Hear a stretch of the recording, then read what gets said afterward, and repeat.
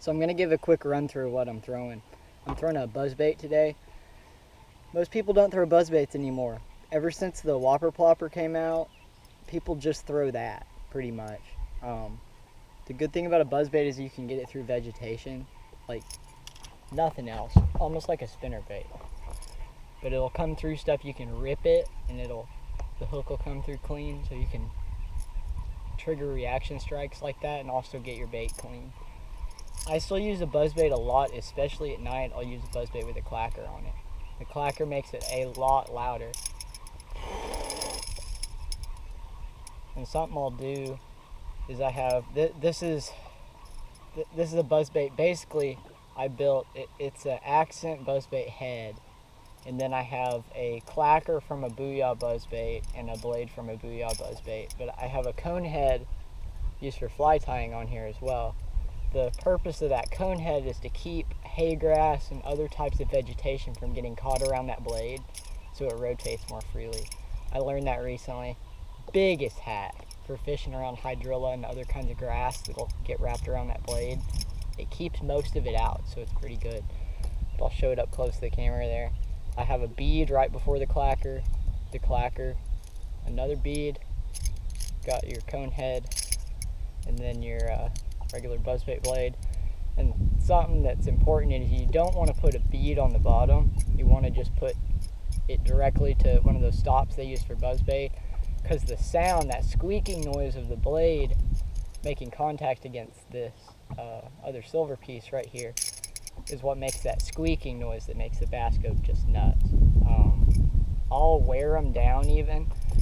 So the best way to do that is to stick it out your car window while you're driving and just let it go while you're going down the road. With a buzzbait with a clacker, it's going to be annoying as hell. It's going to drive you nuts. But once you get it to where it squeaks, you want it to make like a squeak, like you hear how it just barely squeaks. After you get it like that, it'll make that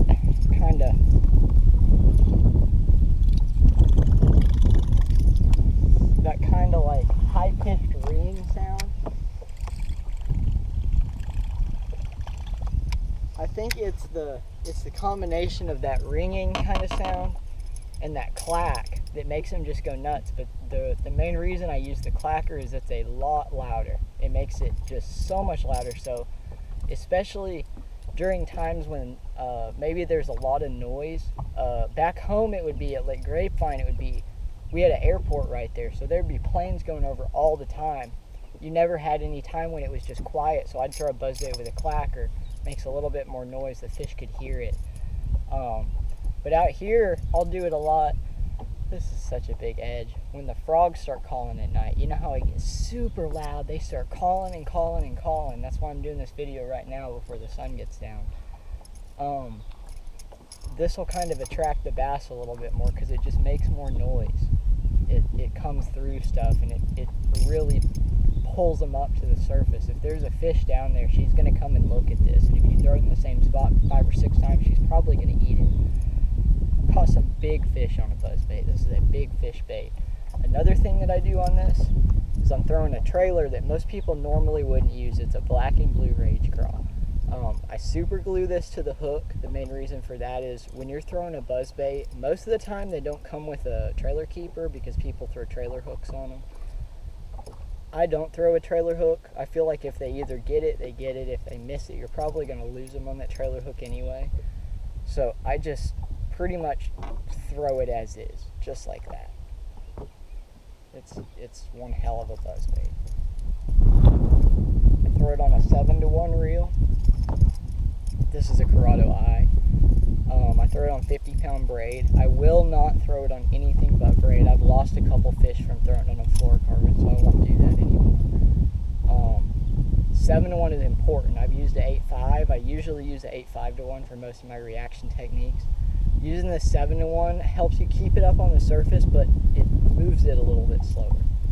And the main reason for that is it gives them a little bit more time to look at it, especially because when you put that big trailer, that big rage craw, and that clacker on, really slows that buzzbait down. Really slows it down. And another thing you can do is put another skirt on. That'll, if you put 2 skirts on, I'll do that on my spinnerbaits too, to keep them up in the water. Where's that one I have tied on? Oh, it's right here. Yeah. See how full that is. I'll do that on my buzzbaits too, for night fishing especially. But basically, as soon as that sun starts getting below the horizon line, this thing comes out and does not get put up until basically I put my boat on the trailer. I love fishing this thing at night. They bite the crap out of it. Some of the biggest fish I've caught night fishing have been on a buzzbait. I'll throw black. Honestly, 95% of the time, I don't even throw like white or bluegill colors. I just throw this black one. This thing just gets eaten. You'll see.